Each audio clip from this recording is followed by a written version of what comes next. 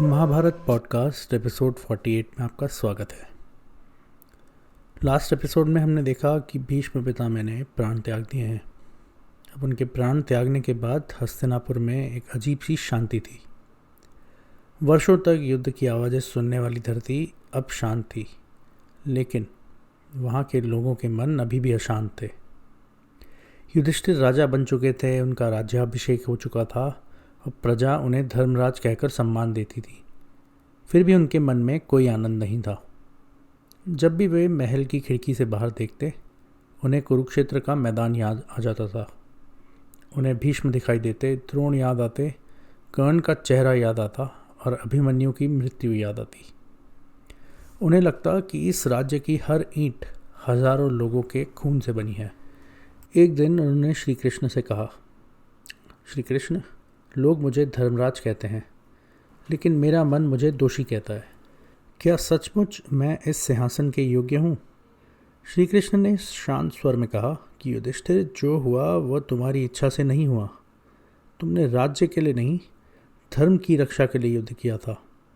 अब तुम्हारा धर्म शोक करना नहीं है, बल्कि उन लोगों के लिए अच्छा राज्य बनाना है जो कि जीवित हैं।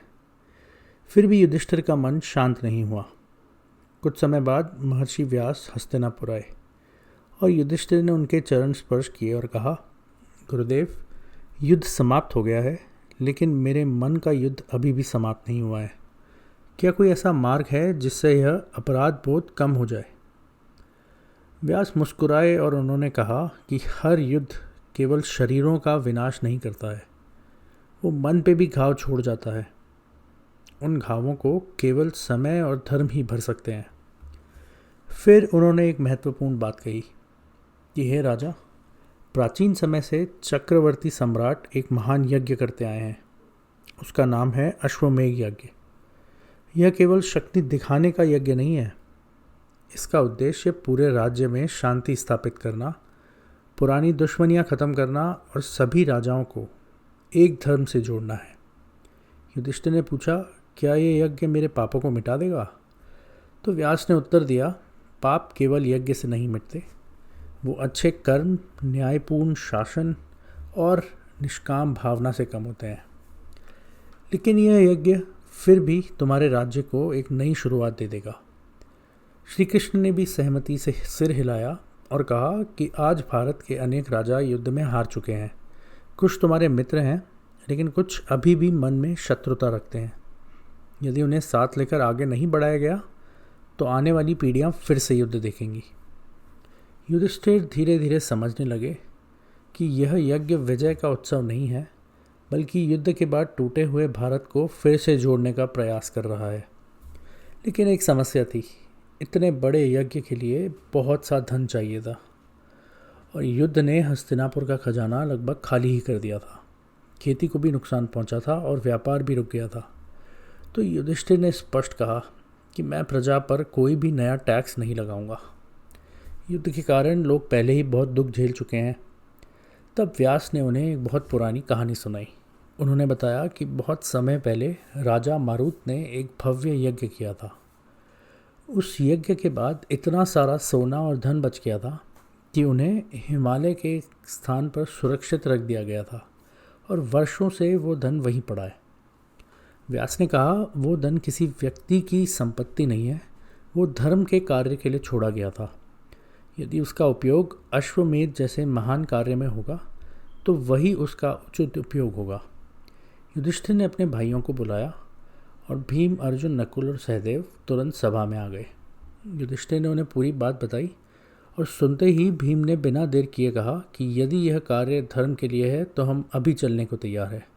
अर्जुन ने कहा, यह केवल यज्ञ नहीं होगा, यह पूरे भारत को यह विश्वास दिलाने का अवसर होगा कि अब हस्तिनापुर प्रतिशोध से नहीं बल्कि न्याय से चलेगा। फिर चारों भाई हिमालय की ओर गए। वहाँ उन्होंने ऋषियों के बताए स्थान पर वर्षों से सुरक्षित रखा गया खजाना प्राप्त कर लिया। हजारों रथों में सोना, चांदी, रत्न और बहुत सी बहुमूल्य वस्तुएं भरकर हस्तिनापुर लाई गईं। लेकिन युधिष्ठिर ने सबसे पहले इससे क्या किया? उन्होंने कोई महल नहीं बनवाए, उन्होंने कोई आभूषण नहीं बनवाए, सबसे पहले उन्होंने युद्ध में घायल सैनिकों के परिवारों की सहायता की, विधवाओं और अनाथ बच्चों की देखभाल की व्यवस्था की, मंदिरों, आश्रमों और गौशालाओं में दान दिया। उन्होंने किसानों की सहायता की ताकि खेती फिर से शुरू हो सके। यह सब पूरा होने के बाद अश्वमेध यज्ञ की तैयारियां प्रारंभ हुई। देश भर के ऋषियों को आमंत्रण भेजा गया। दूर दूर के राजाओं को भी निमंत्रण दिया गया। हस्तिनापुर फिर से लोगों से भरने लगा। राजमहल के पास ही एक बहुत बड़ी विशाल यज्ञशाला बनाई गई। वहाँ पर वेदियों का निर्माण हुआ और बहुत से आचार्य, वेद पाठी वगैरह इकट्ठे हुए। और फिर वो दिन आया जिसका पूरे भारत को इंतजार था। एक बहुत ही सुंदर, बलवान, सफ़ेद घोड़ा लेके आया गया। उसके शरीर पर बहुत से जेवरात और आभूषण सजाए गए और माथे पर विजय का चिन्ह बनाया गया।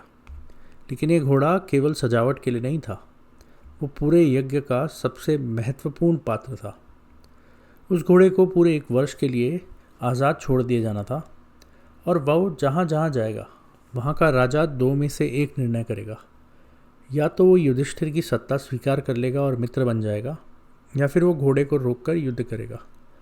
और उस घोड़े की रक्षा करने की जिम्मेदारी किसको मिली? श्री कृष्ण ने मुस्कुराकर अर्जुन की ओर देखा और सभा में मौजूद सभी लोग समझ गए कि पूरे भारत में अगर किसी एक योद्धा पर यह दायित्व सबसे ज़्यादा शोभा देता था तो वो अर्जुन ही थे। अर्जुन ने घोड़े की लगाम अपने हाथ में ली और उन्होंने युधिष्ठिर के चरण स्पर्श किए।